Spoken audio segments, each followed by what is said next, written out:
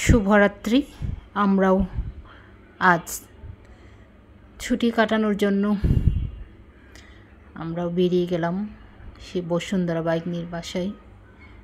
সেখানে গিয়ে আমরা অনেক আলাপ আলোচনার মধ্য দিয়ে সময় কাটিয়ে বিভিন্ন নাস্তা খেয়ে আমরা সেই ছাদে গিয়ে আনন্দ বিনোদন করার পর যখন আবার সেই বাসায় রুমে ঢুকলাম, তারপর দেখলাম আমাদের জন্য রাতের খাবারের আয়োজন করা হয়েছে।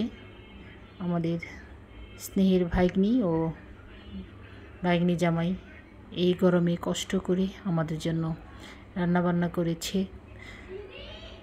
এই রান্নাবান্না দেখেও আমাদের আসতে আর মন ছিল না।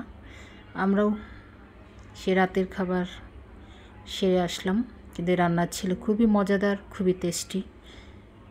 রান্নার আয়োজন ছিল দেশি মুরগি, আরও ছিল আমাদের গাঢ় ট্রেডিশনাল সেই আলত এবং আলুর সাথে শুটকি মাছের ভাজি এবং সেই চিটাগাঙ্গের সেই চিংড়ির সালাদ। যদিও আমার কাছে নতুন, তথাপি আমার কাছে খুবই টেস্টি লেগেছে। আমি তৃপ্তি ভরে খেয়েছি। ধন্যবাদ জানাই এই সুন্দর আয়োজনের জন্য পিতা ঈশ্বরকে।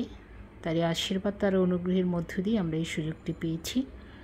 তো এমনিভাবে যেন আমরা সামনের দিনগুলোতে আমরা যেন আনন্দ করতে পারি, ঈশ্বর যেন সেই সুযোগ দান